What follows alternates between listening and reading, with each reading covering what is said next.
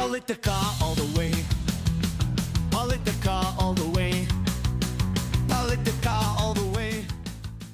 Hi, Luzon, Visayas, and Mindanao, and those watching all over the world, magandang buhay po sa inyo lahat. Ito po si Jojo A. At ito po ang Politika All the Way. I'm very excited with our guest today kasi we all know him as a man of leadership and one who has fearless perspective, no? Pero I've known him for a long time, and one thing is for sure, he has not changed at all from the way I knew him before. He's simple, humble, carries his own weight, ika nga, yan ang pinakamaganda sa kanya. And to him, he just wants, especially on the whole, with what's happening in the country, he just wants to give victory to the Filipino people against all the corruption, against all bad leadership. No, he was once a kingmaker. He probably would be again. Please welcome Attorney Vic Rodriguez. Thank you, Jojo. Maraming salamat at long time no see. I'm happy to be here. Magandang araw po, magandang buhay sa lahat ng taga-subaybay. And let me welcome myself to Jojo A. Politika All the Way Show. Thank you. Parang kumunti ka nang magdidigdig ng konti, no? Sabi nga ni tawag nito, yung nasirang kaibigan din natin, kumpare natin si Freddy Aguilar, tawanan na lang natin ang ating problema because wala naman it will not go away, no? But of course, with the laughter should also come the responsibility The of problem, Joe, will not go away for as long as the administration remains the same. Ganun ba? Sabihin ko naman din, syempre with the laughter comes the preparation, pero ikaw naman, it will not go away until such time Because that that's the the truth, administration, Joe. ha? Things will only get worse until the entry of the next administration. That's the fact. Whether they admit of it or not, yan ang katotohanan. Hindi bubuti ang ating lagay. Walang plano, walang direksyon. No, but before he was elected into power, before BBM became president, of course you were privy to all the conversations, how we're going to do it, paano natin sisimulan, anong gagawin natin, different sectors, all in this. Were you prepared the whole shebang of it, the 6 years? Were you prepared? Was he prepared to be the president? Absolutely. We are very aware and mindful that once he assumes the presidency noon of June 30, 2022, we will be inheriting still a pandemic economy. Pandemic pa nun eh. Remember, you have to remember that pandemic pa nun naging Pangulo siya. And the campaign of 2022 was something out of the ordinary because it was a pandemic campaign. Bawal magdikit-dikit ng tao, miikot kami nakamask, kainit-init, but eventually, ang biruan nga nun, yung eleksyon lang pala magpapaalis ng pandemya sa Pilipinas. Dikit-dikit na yung tao, wala nang pakialam. Wala nang pakialam, that's true. So, ready to do right, ready to always side with the Filipino people. And in the initial days, the formative days of the present administration, doon naman ang direksyon. And eventually, ayan na nga, alam na natin kung nasaan tayo ngayon. So it's very, very frustrating for you? Very frustrating for me as a Filipino. Very frustrating for me as a father. Mga bata pa yung mga anak ko eh. Ang akin talaga, magtrabaho ng mainam sa pamahalaan, ayusin pa yung gobyerno, para naman meron pang datnan at abutan yung ating mga kabataan. We are blessed, Joe, at mga kababayan, yung nakakabiyahe, nasisilip natin yung kapitbahay nating mga bansa. Yung Hong Kong, yung Japan, yung Singapore, yung Thailand. At walang masama sa kagaya ko, kagaya mo, kagaya ho ninyo, na mangarap na sana balang araw maging kagaya rin tayo ng Singapore, kahit kalahati muna, kalahati ng Hong Kong, kalahati ng Japan, kahit man lang sana yung transport system natin, yung rail system natin, maging kalahati lang nun. Ang laking ginhawa. And now, we can feel the impact of losing our focus on the governance side and engaging into too much politics and too much corruption na eto tayo, tinamaan tayo ng problema sa Middle East. Are we ready? Obviously, we're not. Are we prepared? No. Tayo ay reactive lang. Magkakakulangan ng bari-bariles ng langis. O-order tayo sa ganun. Hindi naman talaga problema yung supply. Ang problema mo ngayon, nahinto yung production. At ang pinakamalaking problema, yung pag-source mo ng langis, yung logistics. Wala na, sarado yung, everybody's talking about it, sarado yung Strait of Hormuz. Paano ngayon magta-transit? Yes, hindi naman lahat ng ating crudo ay nanggagaling dyan. But just imagine, 20% Of the whole entire of the globe. buong mundo, net importing country tayo when it comes to petroleum products. So yung impact, hindi natin pinaghandaan, meron tayong leksyon sana eh. Tatandaan ho ninyo yung pandemic. Di ba ganito rin sa pandemic? Kulelat ang Pilipinas doon sa supply chain. Kahit na kaibigan natin ang ganitong bansa, alay natin yung ganitong bansa, nung distribution na ng mga bakuna, hindi naman tayo sa top 10. Hindi tayo sa top 20. We were at the bottom. Dapat naghanda na tayo nang hindi for another pandemic, pero yung fundamentals, the basics should have been set long time ago. Etong situation na yan, I know you to be a very wise and ano of a man of foresight, no? Thank you. What would he should have done? What could he have done prior to this? Unang-una dapat nakikita niya nagkakagulo na, no? Ano dapat unang naging step niya? Unang-una, day one, he should have imposed, para sa akin, fiscal discipline, austerity, and belt tightening. Bakit? Again, we are coming from a pandemic economy. Di pa tayo nakakalabas eh. So yung fundamentals natin, lapnos pa eh. Yung savings natin, lapnos pa. Bakit nga? May tama pa rin. We were posed to take off nung panahon ni Pangulong Duterte. Until nag-intervene, hindi lang naman tayo, buong mundo, tinamaan ng pandemic eh. Ganda na yung GDP natin nun eh. So dapat pag upo niya, pinaghandaan na agad yon. Pinalakas natin yung ating mga health services, kabaliktaran eh. Sinimot yung pera ng PhilHealth eh. Hindi pagpapalakas yun. Yung sinasabi kong fiscal discipline, austerity and belt tightening, kabaliktaran eh. Laging magarbo, granding party, biyahe dito, ng biyahe doon, wala namang katuturan. Inubos yung pera natin mga Pilipino. Flood control, trillion piso ang ninanakaw, mali-malitang pera, nakita naman natin, and then kaliwat ka ng suppression. Yung mga legitimate dissenters na kagaya ko, yun ang hinahabol nila. Bakit hindi yung magnanakaw? And again, umabot na tayo sa punto na meron na tayong krisis. Ang hinihiling ng ordinaryong tao, yung mga kasama natin dito sa production team mo, lahat, pati tayo, pati ikaw, nararamdaman natin yung gasolina eh. Suspindihin muna yung VAT sa produktong petrolyo. Okay. Sinasabi nila, Joe, kasi mawawalan ng 320 billion pesos more or less na koleksyon. Yung 1 trillion niya, ayaw niyang imbestigahang nakawan eh.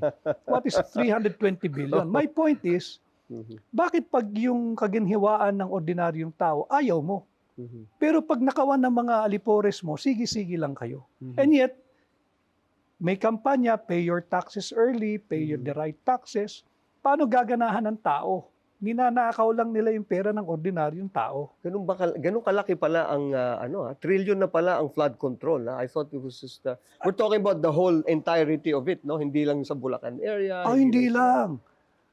By the trillions na ang nakawan ngayon. And natapos na rin yung kanilang engranding production, yung ICI, yung komisyon na dapat sana'y mag-iimbestiga, tutugis at magpapanagot sa mga nagnakaw, wala rin naman nangyari. Wala, yun nga it's a ponderable for me dahil before the Christmas season pa, di ba, sinasabi nila, sige, mayroong makukulong, ganyan-ganyan. Pero parang na ngayon, April na.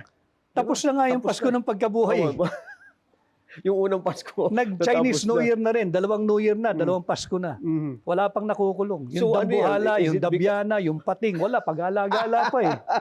'Di ba? So kawawa Pilipino, pinagloloko lang tayo eh. Ano yan? Because of politics yan? Ano ba? Of course, Why? they need to protect each other. Pag naglaglagan sila, magtuturoan sila eh. Ba, yun ang bloodbath. Pag naglaglagan sila, magtuturoan yung mga yan. Initially, lumabas yung Saldico, di ba? Pero yung Saldico, pinaglalaroan lang niya yung talino at damdamin ng ordinaryong Pilipino eh. Dahil matapos maglabas ng pahayag, nawala na uli. Mukhang transactional din yung paglabas niya eh. And even if nagtuloy-tuloy, it doesn't mean libre siya. May pananagutan siya. Which, again, that's the core advocacy of Hakbang ng Maisog. We call for transparency, for full accountability for peace and security in our country. Pero yung sa is this ang maisog pa is the vice president part of it, or it's just Baste and the other Ang siblings? maisog ay itinatag ni Pangulong Rodrigo Roa Duterte noong January of 2024 sa Davao. Dahil nga ang issue naman noon, way back, if I may recall, ay yung People's Initiative. Yung huwad na People's Initiative, mahilig sa huwad tong mga ito eh. Huwadcom, huwad na People's Initiative, huwad na impeachment ngayon laban kay VP Inday. So yun, any Filipino who can identify to the core advocacy of Hakbang ng Maisog, again, that calls for transparency, accountability, peace and security, can be part of Hakbang ng Maisog. It's not a political party, it's a mass movement that will transcend and go beyond any midterm election, national election, midterm election. Hindi siya tied doon sa election cycle. Hindi. Ito'y mass movement ng mga taong may pagmamahal pa sa ating bansa. Meron kasi mga personalities din naman na in question. In fact, itong impeachment, pag pinag-uusapan natin, meron on the other side, they're saying na the reason why the Vice President doesn't want for it to happen is because malalatag na lahat. And the other side naman, sabi nila, hindi, ituloy na lang. Parang gusto mong, kumbaga, file your case and then let's have our days in court. Di ba? I am not part of Vice President Inday Sara's legal team sa impeachment. But let me just put that in the proper context. Si VP Inday, simple lang naman ang sagot niya eh. Kung meron akong dapat panagutan, kagaya ng tatay niya, pananagutan niya. Pero, do not deprive me of my constitutional right to what? To due process and equal protection of the laws. Yung due process, hindi lang yan yung procedural, yung para lang masabing nag-comply ka. Kinakailangan ibigay mo rin sa kanya yung substantive aspect ng due process. It cannot be due process with yung wala yung isa doon sa dalawang twin requirement ng due process, yung procedural and substantive. That's right. Yung ginagawa nilang pagdinig ngayon sa hindi pagdinig kundi yung proceedings sa mababang kapulungan sa Committee on Injustice. Alam ninyo, talaga grabe. Parang Committee on Justice. Committee on Justice na ginagawa nila, ito'y paglabag sa ating saligang batas. Malinaw dyan 22 enumerations lang naman yung ating Bill of Rights, yung Article 3. Huwag mo nang basahin yung 2 to 22. Basahin mo lang yung number 1. No person shall be deprived of life, liberty or property without due process of law. Nor shall any person be denied equal protection of the laws. Huwag mo nang basahin yung 2 to 22. Pumako ka lang sa number 1. Kaya lang, hindi nagbabasa, hindi inuunawa ng mga tumutugis kay VP Inday. Pero kung sasabihin may due process, I don't think magkakaproblema sila with VP Inday. Haharapin ni VP Inday yan. Politica all the way. Politica all the way. Politica all the way. Anong patutunguhan nitong ginagawa na? Malinaw yung naging desisyon ng Korte Suprema recently in the petition that the VP filed before the Supreme Court. Malinaw yung naging desisyon na isinulat ni Senior Associate Justice Marvic Leonen. Sinabi niya, sa proseso ng impeachment, hindi lamang yung ini-impeach ang under public scrutiny. Kung hindi, yung impeachment complaint. yung nag-endorso ng impeachment complaint, yung mga dumidinig sa impeachment complaint, yung mga kabahagi ng impeachment process. Ibig sabihin, hindi lang si VP Inday. Now, when you talk about the totality of the process, hindi naman pwede na nag-file ka ng impeachment complaint tapos wala ka ebidensya. Gagamitin mo yung Kongreso, mag-i-issue ng subpoena para mapunuan yung kakulangan mo ng ebidensya. Hindi pa nagbabago sa ating batasa na pagdating doon sa burden of proof, nandoon pa rin yan sa nag-aakusa. Nag-aakusa, yes. Hindi mo pwedeng iswing papunta kay VP Inday. Patunayan mo na hindi ka guilty. Walang ganun. Hindi pa nababago pagdating sa burden of proof. Nananatili ang burden of proof na yan doon sa nag-aakusa. What are her, kasi you're pretty close to her. Like I see you in a huddle every so often, miski sa mga ano. Anong sentiments ngayon ni VP Sara? With what's happening here? Is she, some are saying it's too early for her to, wasn't it too early for her to No. declare? No. Kasi yung ibang... They forced her to declare. Walang deklarasyon yung tao. Sira dito, sira dyan, intriga dito, intriga dyan. Tapos nung nag-deklara yung tao ng kanyang availability to run for president come 2028, babalik ta rin nila yung kwento. Alam mo, ang ginagawang naratibo at propaganda ng mga propagandist ng kasalukuyang administrasyon, pag hindi na nila kaya ipaliwanag, babalik ta rin nila yan. Ang papel na gagampanan nila sila, biktima. Yun ang pinakamahinang papel sa mundo yung biktima ka. Pag hindi na nila, pagka indefensible na yung sitwasyon nila, api na sila, kawawa na. Yan na ang papel nila. Pansinin ninyo mga kababayan. Akala kasi nila uubra yung paninira kay VP Inday. Pumalag ng pumalag. Nakalimutan nila Duterte ito. Nakalimutan nila na ang tatay nito ay si President Rodrigo Roa Duterte. Let's go to the president now. Of course, nasa The Hague pa rin, di ba? Have you had any chance to speak with him Hindi or correspond or communicate? Through nakakausap naman niya sila VP Inday, sila Kong Pulong, sila Mayor Baste. Umaabot naman kung sino yung mga well-wishers na nagpupunta ron, anong nangyayari dito sa Pilipinas, ano yung nangyayari sa pag-iikot namin. I'm sure nag-uusap-usap yung mag-aama dahil yun yung patakaran sa The Hague. At syempre, I asked Mayor Baste, Sebastian Duterte once, kaya ako, Mayor, kamusta si PRD? Well, sabi niya, of course, hindi siya okay, nakakulong But okay in a way na kakapag-usap kami at lagi niyang kinakamusta nga yung bansa, yung Pilipino, at sinasabi nga, don't waste your time coming to and from The Hague, I'm okay. O kalimutan nyo na ako. Yun pa nga sinasabi raw niya kalimutan nyo na ako. Pero hindi niya isinusuko yung pagmamahal niya sa Pilipinas. Napatunayan naman natin Sinong presidenteng kayang gumawa nun? Kayang gumawa ng ano? Yung kanyang war on drugs Okay. na protektahan ang bawat pamilyang Pilipino. Ngayon, balik na naman. Balik na naman ang krimen sa kalsada. Even what happened in Zamboanga City, Zamboanga City, the mayor there is our friend, si Mayor Kaimer. Yung pinasok yung tindahan na mag-asawa, isang Lebanese at yung Filipino wife I niya. think the Lebanese. Sama nun.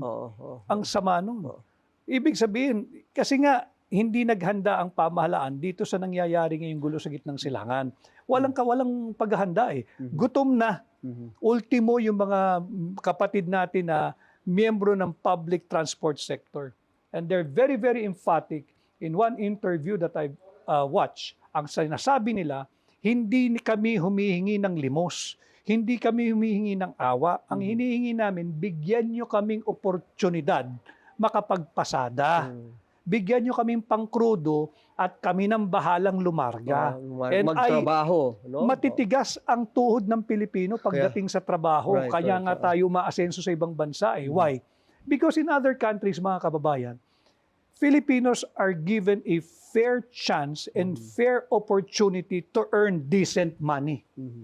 Dito ninanakaw ang buwis. Actually, yun nga yung lagi namin pinag-uusapan, friends, maski kami ni Attorney Vic, na we have a good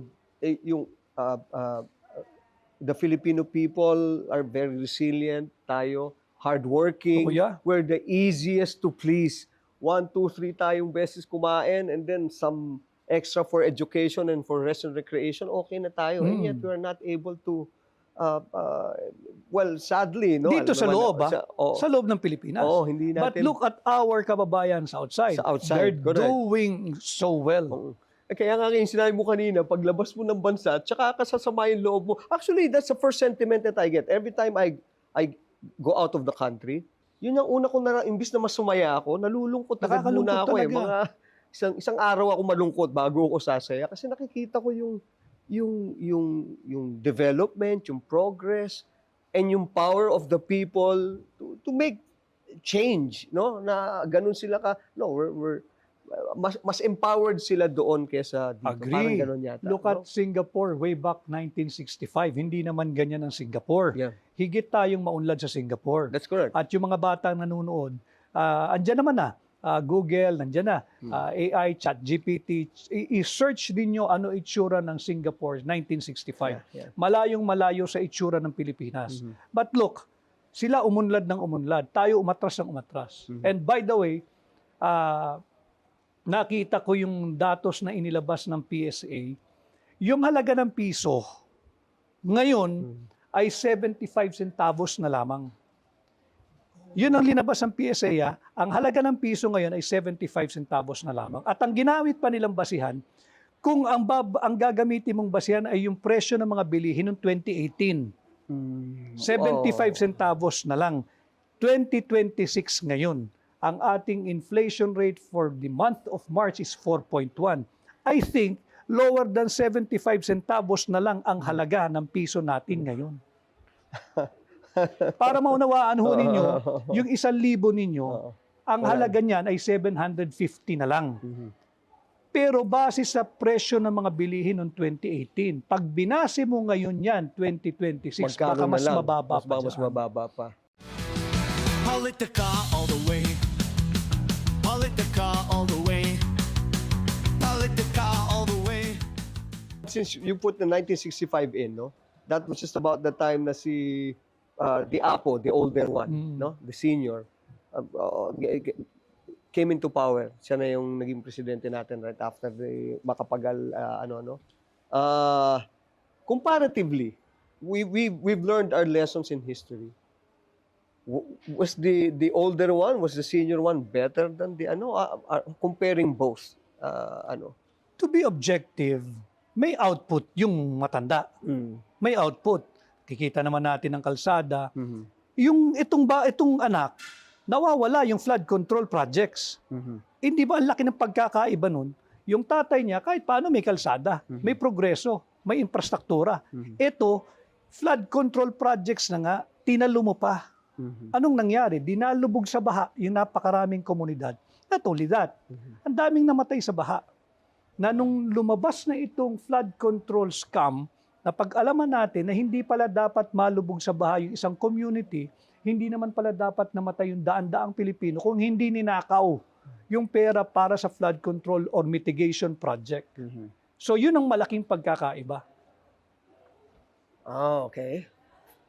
You know, when you think about it, kasi talagang we were premising on the redemption of the family name and the family legacy of the Marcoses sana, no? That's why we opted for him. He was a choice for the last election, no? Pero somehow parang hindi yata ganun na nangyari. Parang Yung well-meaning supporters niya, yung well-meaning Filipinos, yun ang motivation, yun ang wishful thinking. Only to find out na tayo, yun ang ating motivation sa pagtulong sa kanya, yun ang wishful thinking natin na ito'y road to redemption ito. Hindi pala road to perdition ito. Hindi lang ng pamilya niya, kundi ng buong bansa at ng buong Pilipino. That is why we are still here fighting and demanding again for transparency, accountability, peace and security. Not for us anymore, Joe. Not for us. God willing. Wag lang tayo magkasakit. Mapapagtapos natin yung mga bata. paano yung mga kabataan? Wala nga abutan ito pag hindi tayo nagtulong-tulong at iayos natin yung ating bansa. Actually, the time is now talaga more than ever. We cannot be proud of always exporting our countrymen. Doon tayo mag-OFW tayo. Di ba dapat trabahuin natin, ayusin natin dito sa bansa para wala ng pamilyang magkakawatak-watak dahil si nanay, si tatay dito na magtatrabaho.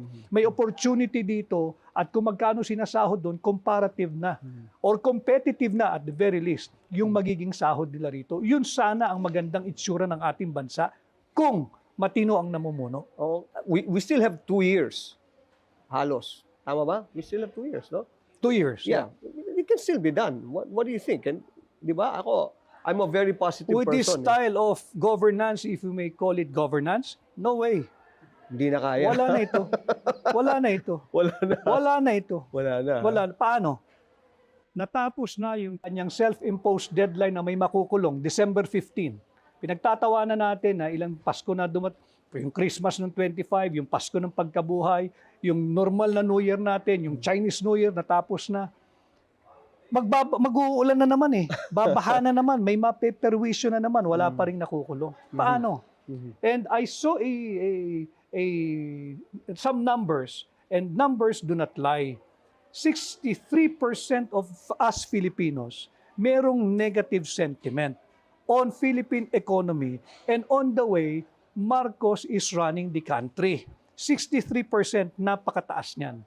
And at karugtong niyan, 61% ang sinasabi ng Pilipino, dapat ang tutukan mo on how to temper and address inflation.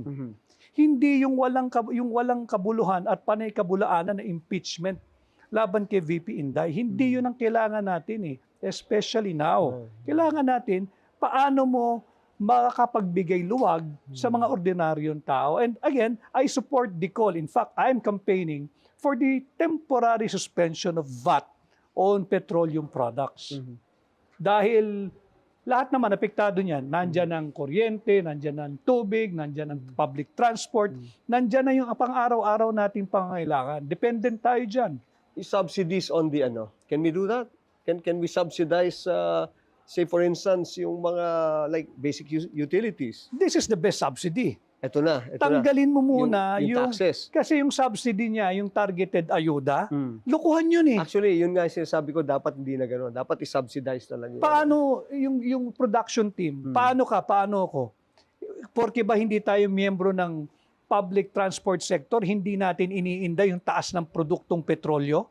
Ramdam natin yun Right. Anong subsidy natin? Wala. Hindi ko sinasabing hindi dapat bigyan yung miyembro ng public transport sector. By all means, bigyan. Bigyan. Pero we have to look beyond this targeted ayuda. Paano yung ordinaryong manggagawa? Araw-araw pumapasok. Hindi pa nahahawakan yung sineldo ng 10 o 20 o kinsenas katapusan, bawas na yung buwis We keep on paying taxes. Marapat lang na magtanong tayo sa gobyerno, ano naman ang mapapala ko sa iyo, gobyerno? Kala ko ba symbiotic ang relasyon natin? I will support you, you protect me. Anong proteksyon ng ordinaryong tao? Wala Hindi biro itong krisis na ito. Oo nga, especially now, it's escalating. Baka mamaya, hindi pa natin, as we speak, there could be other things that are happening globally na medyo mas maano pa. Wala tayong control Oo nga, it's beyond us. Yung nakakatakot It's beyond us. Napaka-small player ng Pilipinas sa pagdating sa international events. Wala tayong say Sasabay lang tayo sa Agos. Eto ba, you think the President is doing right with the sides that he's taking? Whether it be China or which side should we take now? Or, ang side niya dapat, always side with the Filipino people. Yes, correct. Of course, always side with the Philippines. And it's not just my word. It's written in our Constitution. It's there in Article 2, Section 7. When you speak of independent foreign policy, 4 lang ang non-negotiable doon National territory, yung ating territorial integrity, yung ating national interest. National interest and our right to self-determination. Pivot ka papunta sa Amerikano. Yes, they are our long-time ally. Pinakamalapit sa atin yung China. China. Inantagonize ng mga nagrurunong-runungan sa foreign policy. I'm no expert, but I'm not stupid to see where this whole thing is headed kung hindi pumutok yung Iran war. Ina-antagonize natin ang China. I'm not saying China is innocent. Marami rin silang transgressions. Pero hindi nga natin kaya eh. Kaya ba natin makapagdigma? Kaya ba natin? Wala nga tayong kagamit-gamit eh. Just imagine, mga kababayan, I always say this in many public engagement that I had in the past. Utusan lang ng China ang kanyang mga negosyante na bawal na muna kayong mag-export ng produkto natin papuntang Pilipinas. Baka sa supply lang ng tissue, magkaroon tayo ng krisis eh. Supply ng toothpick, supply ng bag na ginagamit ng mga bata sa eskwela, magkakaroon tayo ng krisis eh. Magsasara Divisoria, sarado 168. And akala nila nakakatawa. Hindi, totoo ito. Pag sinabi ng China, tigil nyo ang export papuntang Pilipinas, krisis yun. Without firing a single shot, talo tayo. That's right. Wow. Talo tayo. Economic war din yun eh. That's right. That's right. Saan tayo tatakbo? Will the US provide us? Like now, kailangan natin ng fuel, kailangan natin ng langis. Will US allocate supply for the Philippines? At saka for the longest time, medyo parang ano nga tayo eh, neglected brother. Alam mo yung brotherhood na yan. Pag convenient, i-invoke niya, ay, brother tayo ha. Pagka maganda na buhay niya, bahala ka muna sa buhay mo. Tsaka, well, ito naman this is common knowledge na kahit yung ibang bansa nababayaran yung kanilang bases dito yata sa atin. Before but now, of course, wala nang bases ngayon. Meron. Even that. No, but right now we have tawag dito mga EDCA. joint EDCA sites, yung Enhanced Defense Cooperation Agreement. That is, in-EDCA lang nila yon, Joe. It is So a these are US bases, actually? military bases. military bases. Again, what- isn't this just joint exercises? Exercise for what? Remember, he said, Bongbong Marcos once said, na itong mga EDCA is purposely for relief, rescue, and humanitarian mission. Ang dami ng bagyong dumaan, ang dami ng makapansalang lindol na dumaan. May nakita ka bang rubber boat ng Amerikano pag may baha? Meron bang rescue team ang Amerikano? So nasaan yung relief, rescue, and humanitarian reason for adding up several more EDCA sites or military bases? And it's there in the Constitution again. It's Article 18, Section 25. Malinaw ron. After the 1991 termination of the military bases, malinaw, isinulat na nga sa ating saligang batas no more military bases, troops or facilities in any part of the country. Nandyan ang puwersang Amerikano, tropa yun, di ba? Nandyan yung gamit nila, facilities yun, di ba? Yung lupa, sila lang ang may access, military base yun, di ba? So it was just under a different name. A different name, ganun lang din yun. But it's the same banana. If I may relate this to your earlier question, anong nangyayari ngayon? Tama ba yung pagkiling sa US at China? Dapat kumiling ka sa Pilipinas. Okay. Tingnan ninyo yung nangyari sa gitnang silangan. Bakit pinagbobomba ng Iran ang Kuwait, ang Dubai, because of the ang military Oman, bases. ang Bahrain? Hindi naman sila actively nag-engage, hindi naman sila nagpalipad ng kahit na anong bomba papuntang Iran. Kaya lang, they're playing hosts to American military bases. So ganun din tayo. Iran might view us as a potential source of future threat. Bakit tayo unahin? Pagdating sa, pare, bigyan mo naman muna ako ng supply ng langis. Gagamitin nyo yung langis para to fuel yung mga base militar nyo. Gagamitin yung base militar pansugod ng Iran. So, malabo yan We are so blessed and situated, fortunately, na tayong dapat nga, pwede nga tayong gumitna sa dalawa US, anong problema mo? Ikaw, China, anong problema mo? O Pilipinas, ang pinagtatalunan, upo tayo. Ako mag-mediate sa inyo. Pero yung kikiling ka dito, antagonize mo ito, kapitbahay natin ito. Hindi ko sinasabing kumampi tayo sa China. Kumampi ka sa Pilipino. Unahin mo yung interest ng Pilipinas. Alamin mo ano ba yung ating national interest. At ayusin natin yung ating invoke natin, assert natin yung ating right to self-determination. And simply put, katulad nga ng sinabi mo, Filipino first, kumampi ka sa Pilipino, and use, it's all written there. Di ba? Sabi mo, nasa libro yan. Nandyan sa Constitution. Nasa Constitution. Hindi ka na dapat lumayo. Hindi ka rin pwede nalang ibuli. Sasabihin mo lamang, Uncle Sam, nasa Constitution Ako na naman mananagot niyan pag violate ko yung aming fundamental law. Pagdating din sa China, teka muna, China, nandito to sa Constitution You have all the elbow room to be able to navigate and negotiate better terms for the Filipino people, for the country. Like si Mayor Baste, ngayon medyo parang pinapaangat yung kanyang presensya in the political scene. Does he have the ambition also to become president? Or are they grooming him just in case just in case the vice president may not be able to run? Or, Nakakonsentrate si Mayor Baste sa Davao City.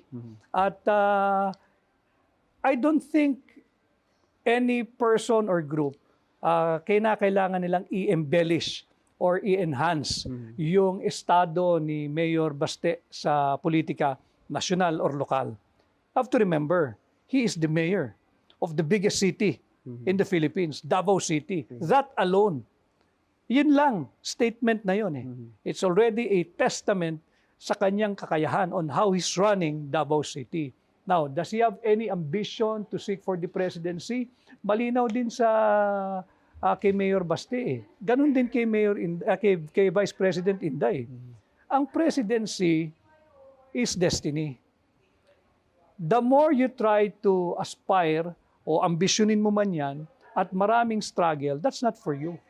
Pero hayaan mo lang at walang struggle, dinadala ka ron, that could be for you. So sila, ganun din, at I think ganun din ang kanilang pananaw. Kilala naman natin yung isang ambisyoso Sinira nga yung buong bansa, winasak nga yung national budget, ninakaw lahat Gusto maging presidente. Yun ang dapat ikulong Baka nabasa mo rin yan. Banggitin mo nga yung pangalan. Parang nababasa ko sa mga sinasabi mo Hindi ko na lang maituloy. Pero tama yan. Ako, I've read nga somewhere I don't know if it's Marcos Aurelius who sabi niya, most often daw, those who do not seek leadership or any position are most often the ones who deserve them. Because it's a gift. It's a gift. That's true. It's The a presidency is a gift because it is a leadership personified.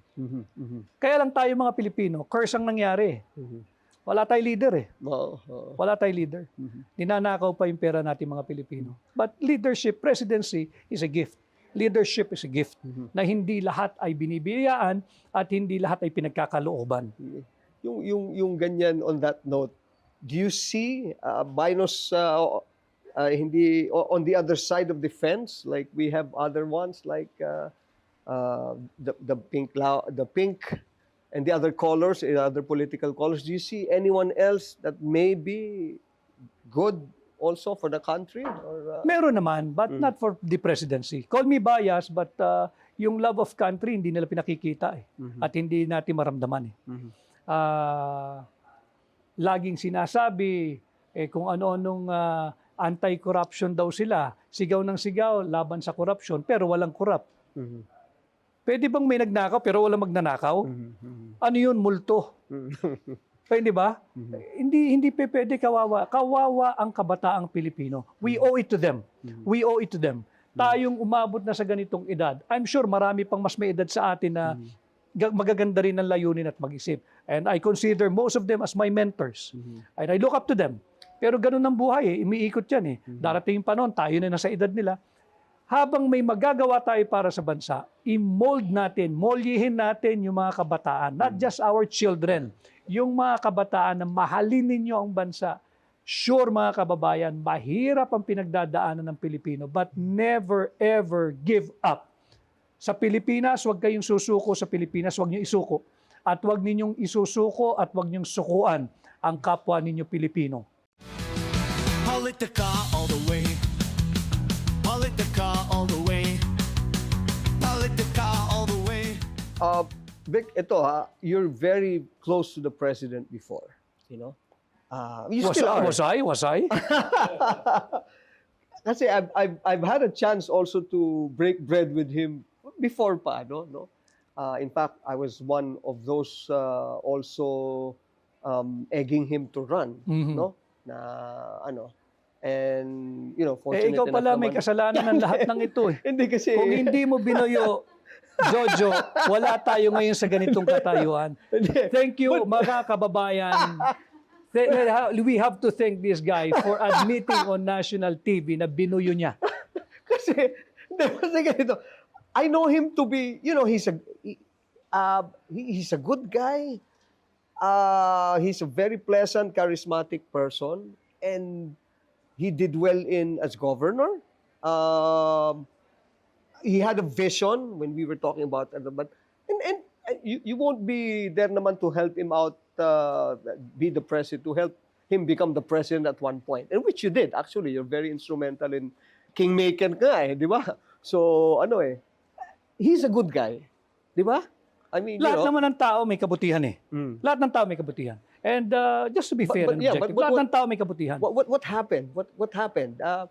What did he lack, or what did he Kaibigan have? mo naman siya kamo, di-interviewin mo, tanong mo sa kanya ano nangyari sa kanya. Tanongin mo yan. Hindi ko siya masasagot. Hindi ko Ganun masasagot. ba? Hindi ko masasagot. Pero you believe that one of these days, what if hypothetically, or was just thinking out loud lang na he calls, kasi I know you both, and I know you also personally to be a man of more than anything else, ang kinakampihan mo ay ang Pilipinas. Always, no? Okay? always, So there are no always. sides to Always. walang political color, no nothing.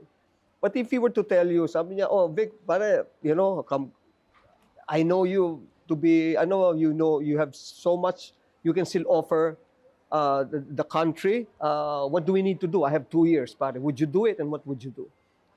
Sabihin siya ni Presidente. Malabo yan. Malabo yan. Malabo na talaga. Malabo yan. Alam mo, ang taong dapat mong tulungan ay yung yung talagang gustong magpatulong. Mhm. At kinakailangan, mauwi tayo lagi doon sa sinseridad. Walang sinseridad Mhm. Walang sinseridad. Itong lahat ng nangyayaring ito, walang sinseridad. So it's all for for Propaganda. show, propaganda. Matatapos na term niya Wala naman silang naipakitang proyekto Ano proyekto nila? Mhm. Yung subway, hindi naman kanya yan. Mhm. Hindi na nga matatapos siya sa kanyang termino Dapat yan is 1 or 2 segment dapat tatakbo yan during his term, during his administration. Wala na, delayed na. Bakit? Pinagkukuha nila yung pondo Nung budget noong 2025, tinanggalan nila ng budget Inilipat. Kasi nga, it's an election year, binusog niya yung mga buwaya na katropa niya sa Kongreso, maging sa mababang kapulungan o sa Senado. And here we are today. Naghihirap tayo. And Joe at mga kababayan, maraming Pilipino, lalo na ngayon, we are just one hospital bill away from poverty. Yan ang kalunos-lunos na kalagayan ng mga Pilipino. We are just one hospital bill away from poverty. At araw-araw nadadagdagan yung rango, yung bilang ng mga napapabilang dyan sa poverty line na yan. So 2028, are you running again, Marco? Vic, are I'm you? considering. To be truthful about it, I'm considering. But 2028 is still 2 years away, although defining will be next year. But yes, I'm considering running again for senator. Of course, with the Vice President, with VP Sara. Absolutely. Sa kanya. Absolutely. Sa kanya. Okay. Well, sumasarap ng ating kwento. But we have to go to the name drop segment. Ito yung I'll be dropping a name and then we'll talk about it or what comes to mind agad. Sabihin mo agad. Mapapahamak tayo dyan, pero sige lang. Bale, magkasama naman tayo. So, ayun. Okay, well, we start off with, ano ba itong, okay. Huwag natin sundan itong ayan. Harry Roque. Harry Roque, biktima rin ng inhustisya. Maaring meron siyang dapat panagutan, kung meron man, hindi ako familiar sa kanyang kaso na hinaharap. Pero yung kanya, it's more of political persecution than a legal prosecution. Shouldn't he come back home here and face it like a man? Hindi kasi patas yung dadatnan niya Hindi, Hindi, nakita naman natin eh. Wag na tayong lumayo. You mentioned Harry Roque. Dugtong ko lang. Si Kiko Barsaga, si Congressman Kiko Barsaga, na naglalahad ng kanyang Sentimiento, bilang isang legitimate dissenter. Nauna pang issuehan ng warrant eh, nauna pang nakulong eh. Although he voluntarily surrendered. Eh yung nagnakaw ng trilyon-trilyong piso, laya lahat eh. Kung ikaw si Harry Roque, babalik ka? Well, malabo yata ako maging katulad ni Harry Roque, pero...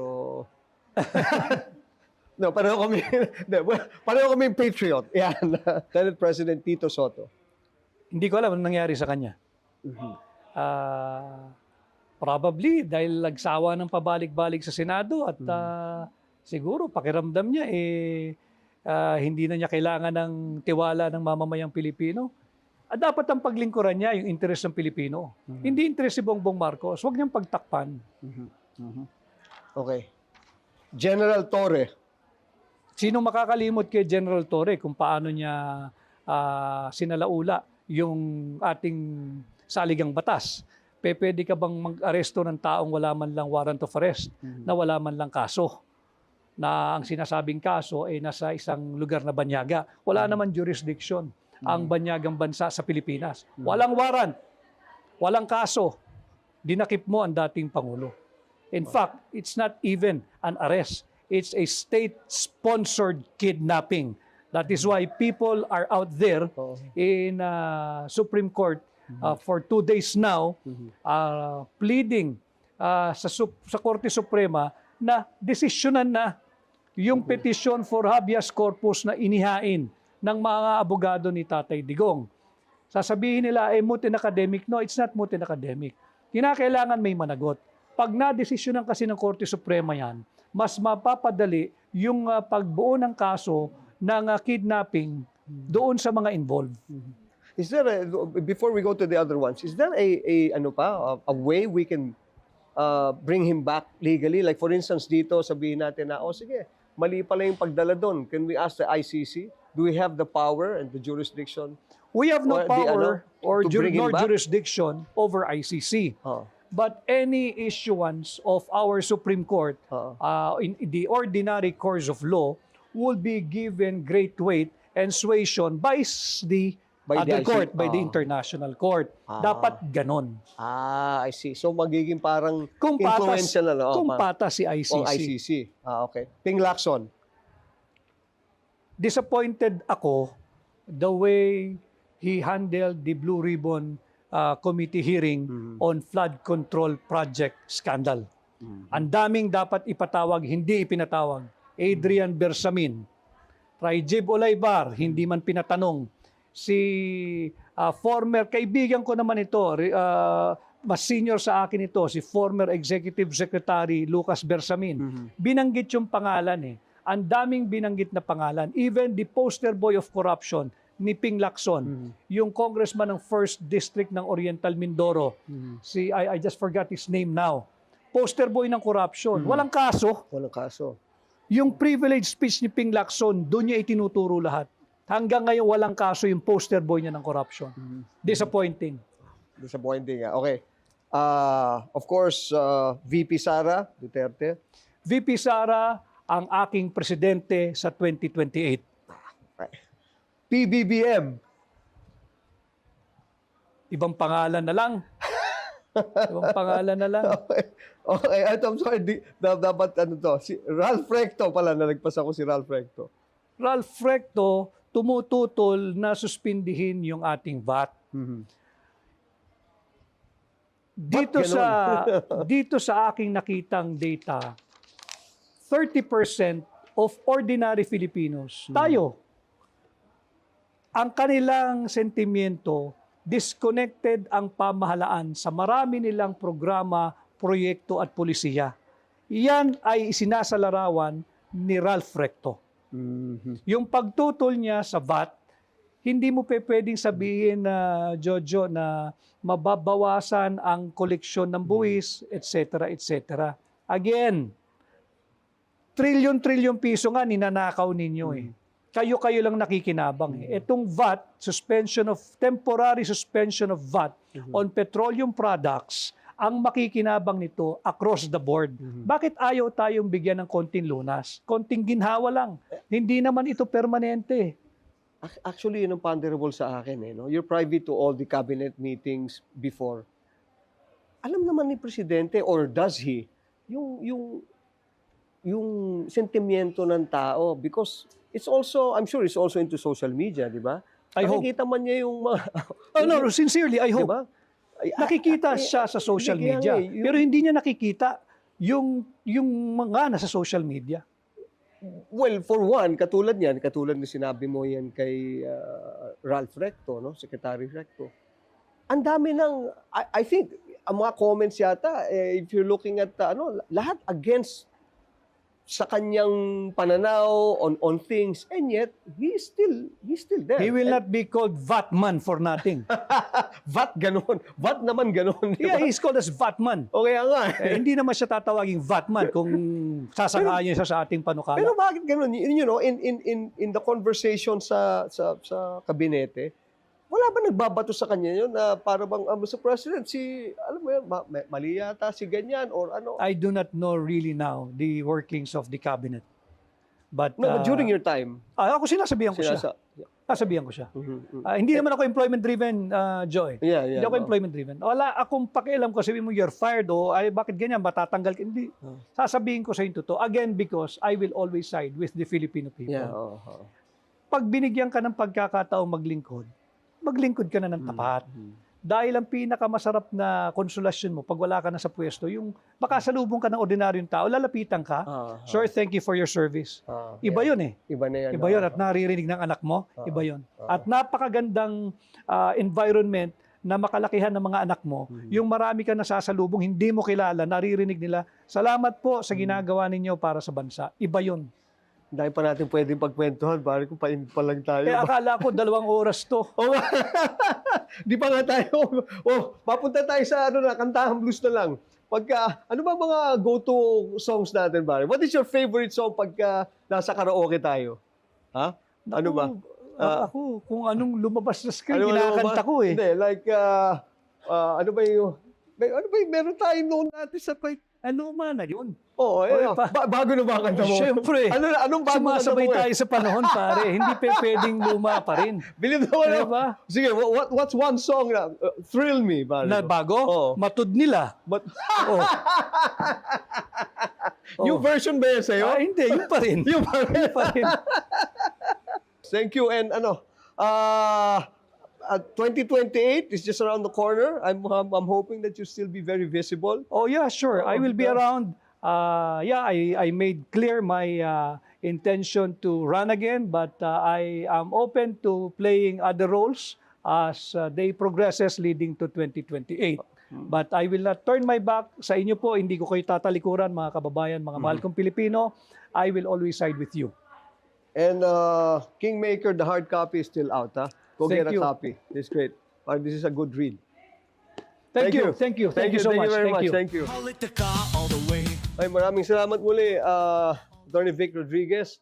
A bit of recap. Sabi po niya, the presidency, and any presidency for that matter, is destiny. Okay, malalaman po natin kung sinong destined for 2028 on 2028. Si Mayor Baste din po, sabi niya, I may run for a national position. Number 3, using the words of bloodbath na sinabi po ni VP Sara, sabi niya po ang totoong bloodbath ay magkakaroon lang ng totoong bloodbath kung naglaglagan na raw ang mga korap sa gobyerno. Ayan.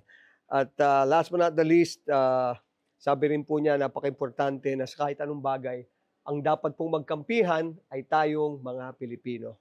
Ayan. At dyan po nagtatapos ang politika all the way. Lagi po nating tatandaan. Diskusyon po lamang, hindi po away. Opinyon, hindi personalan.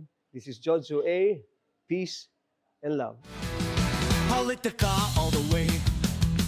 Politica all the way. Politica all